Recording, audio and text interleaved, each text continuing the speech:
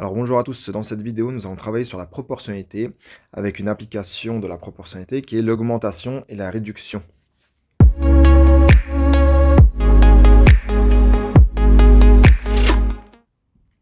Alors nous allons travailler cette application à travers 4 questions que nous avons ci-dessous et on va commencer par la première question. Donc on vous dit, une montre coûtait 175 euros, son prix est augmenté de 3%. Calculez le nouveau prix de cette montre. Alors, on avait un prix de base qui était de 175 euros et on l'augmente de 3%. Du coup, on aura un nouveau prix. Et le but, c'est de trouver ce prix-là.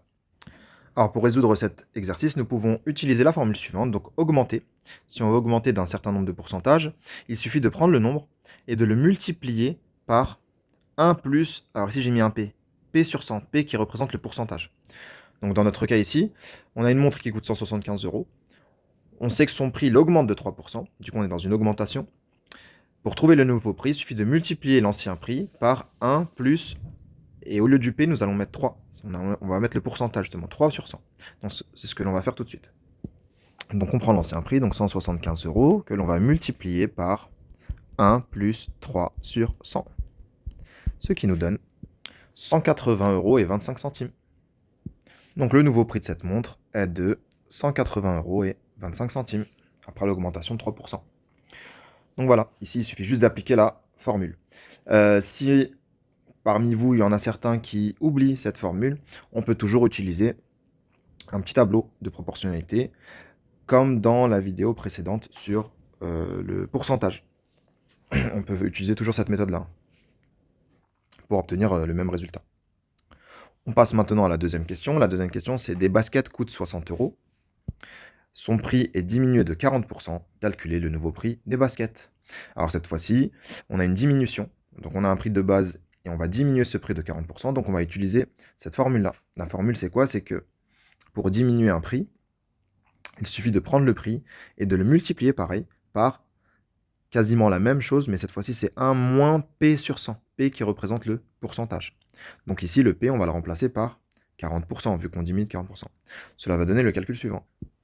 Donc on prend les 60 euros, donc on va faire 60, qu'on va multiplier par, entre parenthèses, 1 moins 40 sur 100, puisqu'on diminue de 40%.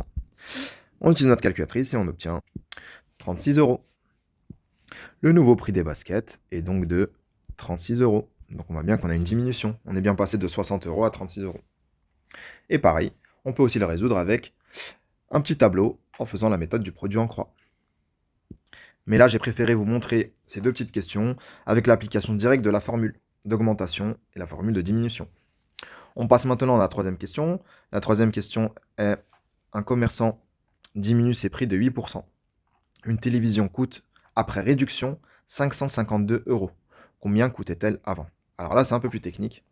Il y a plusieurs façons de répondre à cette question, mais ici, pour moi, le plus simple, c'est d'utiliser le tableau de proportionnalité comme dans la vidéo précédente. Donc on va le faire ensemble. Donc on fait notre petit tableau avec une colonne prix, parce qu'on parle des prix ici, et une autre colonne pourcentage. Alors, cette fois-ci, comment on va le compléter? Alors là, il faut bien faire attention à bien comprendre l'énoncé. Donc on vous dit, un commerçant diminue ses prix de 8%. Une télévision coûte, après réduction, 552 euros. Combien coûtait-elle avant? Alors là, on vous donne le prix final. Le prix final est de 552 euros, après qu'on ait diminué justement les 8% au prix de base. Donc on avait un prix de base qui représente 100%. Je le mets à côté ici. Voilà, donc on a un prix de base qui représente 100% du prix. Et on a diminué ce prix de base-là, on l'a diminué de 8%. Donc en le diminuant de 8%, donc ici on va faire moins 8%, on aura un prix après réduction qui est représenté par 92% du prix de base. Comment on a trouvé les 92%? On a fait 100% moins 8%. Donc le prix après réduction vaut 92% du prix initial. Ce prix-là, donc le prix après réduction, il se situe ici. C'est celui qu'on vous donne. C'est 552 euros. Et là, ça va être très important pour pouvoir compléter ce tableau, justement. Donc dans le tableau, donc on a quoi? On a en pourcentage. Donc en pourcentage, on sait qu'on va mettre un 100% ici. 100%, on a dit que c'était le prix de base. Et justement, c'est celui qu'on doit retrouver. C'est ce prix-là. Donc je mets un point d'interrogation à côté de, dans la colonne euros, à côté de 100%. Nous, on nous donne le prix après réduction, qui est de 552 euros. Donc je le mets dans cette colonne-là. Et on sait que cela représente 82% du prix de base. Donc ici, on va mettre 92%, pardon. J'ai dit 82, c'est 92% du prix de base. Donc voilà l'erreur que certains font, c'est ici. Dans cette colonne-là, au lieu de mettre 92, ils vont mettre 8%. Alors que non, c'est le prix de base qui a diminué de 8%. Donc le nouveau prix correspond à 92% du prix de base. Et du coup, on va pouvoir faire notre produit en croix. Le calcul est donc le suivant. On multiplie les deux nombres qui sont en diagonale. Donc on fait 552 fois 100 divisé par 92. Ce qui nous donne 600 euros. Donc la télévision coûtait 600 euros avant la réduction, justement avant la réduction des 8%. Voilà pour cette question. Nous allons maintenant tenter la dernière question. Donc ici, on vous dit le prix d'une tablette est de 180 euros. Elle est soldée au prix de 135 euros. Quel est le pourcentage de réduction accordé par rapport au prix initial? Alors là, c'est quasiment le même principe que la question 3, sauf que cette fois-ci, on doit trouver le pourcentage de réduction et on nous donne le prix initial. Donc on va faire pareil, on va utiliser un petit tableau de proportionnalité. Donc on fait notre petit tableau de proportionnalité et on le complète. On nous dit que le prix d'une tablette est de 180 euros. Donc ça, c'est le prix initial, ce qui correspond à 100% du prix.